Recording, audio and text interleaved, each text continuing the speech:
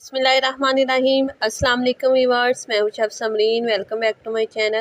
उम्मीद करती हूँ आप लोग भी खैरियत से होंगे। आज मैं आप लोगों के साथ शेयर करने जा रही हूँ नमकीन गोश्त कढ़ाई की रेसिपी, जिसे रोशबी कहा जाता है।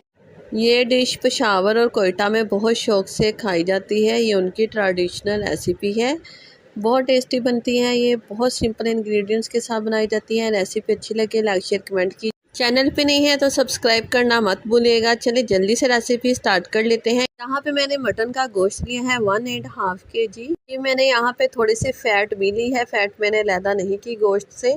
इस डिश को गोश्त के साथ और चर्बी के साथ बनाया जाता है। अब मैं इसमें थोड़े से स्पाइसेस ऐड कर रही हूँ। नमक ऐड करूँगी 1 खाने की चम्मच इतना। लहसुन यह है, यहाँ पे मैंने 2 खाने के चम्मच इतना साबुत जवे ऐड कर रही हूँ इसमें जी। यहाँ पे 2 छोटे साइज़ के मैंने प्याज ऐड किए हैं, छिलके उतार लिए थे इसके और साबुत ही ऐड कर रही हूँ जी। टमाटर लिए हैं मैंने यहाँ पे बड़े 3, इनके छिलके उतार लिए थे और इनको मैंने 2 पीसेस में कट कर लिया था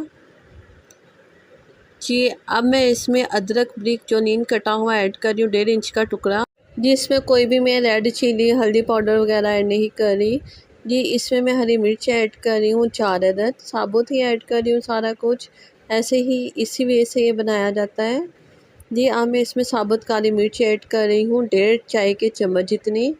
इसमें मिर्च जो है हरी मिर्च और काली मिर्च ही जाएगी और कोई स्पाइसेस इसमें एक्स्ट्रा ज़ीरा वगैरह नहीं जाएगा। पानी ऐड कर रही हूँ 200 ml जितना, 1 गिलास जितना। बस इसको हम कवर कर देंगे और लो फ्लेम पे इसको पकने के लिए रख दूंगी मैं 45 से 50 मिनट के लिए। बहुत अच्छा सा गला हुआ हमें चाहिए।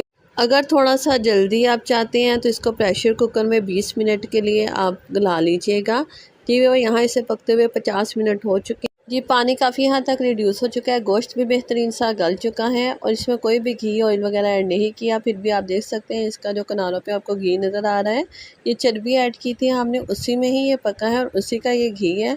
बस इसका पानी हम थोड़ा सा और ड्राई कर लेंगे, 5 मिनट लगेंगे और इसका जो पानी है वो काफ़ी हद तक ड्राई हो जाएगा और इसका एक स्मूथ सी ग्रेवी बनके तैयार होगी। अगर आप इसको प्रेशर कुकर में बनाएंगे तो ये सिर्फ 20 से 25 मिनट में बनके तैयार हो जाएगा। बहुत कम मसालों के साथ इतने डिलीशियस इसका अरोमा आ रहा है कि मैं आपको बयान नहीं कर सकती।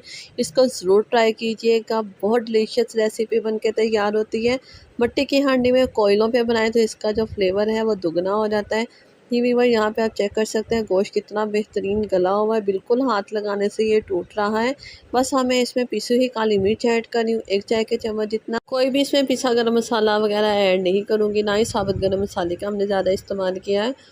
व्यूअर्स आप चेक कर सकते हैं यहाँ पे ये बेहतरीन सी जो हमारी नमकीन गोश्त कढ़ाई बनके तैयार है। इसका जो फ्लेवर टमाटरों के साथ, प्याज का, लहसुन अदरक और हरी मिर्च के साथ गोश्त का अरोमा है, बहुत ज़बरदस्त लग रहा है जी। इसको कवर कर दूंगी मैं 2 मिनट के लिए। इससे जो ऑयल है वो ऊपर आ जाता है। आप देख सकते हैं व्यूअर्स कितनी डिलीशियस हमारी नमकीन गोश्त कढ़ाई बनके तैयार हुई है जी। रोश बनाने की, नमकीन गोश्त बनाने की बहुत ही इजी सी रेसिपी मैंने आप लोगों के साथ शेयर की है। इसको मैं डिश आउट कर रही हूँ, आप नान के साथ इंजॉय कीजिएगा, बहुत डिलीशियस लगती है, बहुत मज़े की लगती हैं। अपने गेस्ट्स के साथ, फैमिली मेम्बर्स के साथ इंजॉय कीजिएगा और मेरी रेसिपीज़ को अपने फ्रेंड्स फैमिली के साथ शेयर करना मत भूलिएगा। रेसिपी ज़रा से अच्छी लगी लाइक कीजिएगा, प्यारा सा कमेंट कीजिएगा जी। व्यूअर्स आप देख सकते हैं कितना ज़बरदस्त लग रहा है, मुझसे तो रहा नहीं जा रहा, मैं तो फटाफट इसे खाने जा रही हूँ। मिलेंगे नई रेसिपी के साथ, अल्लाह हाफिज़।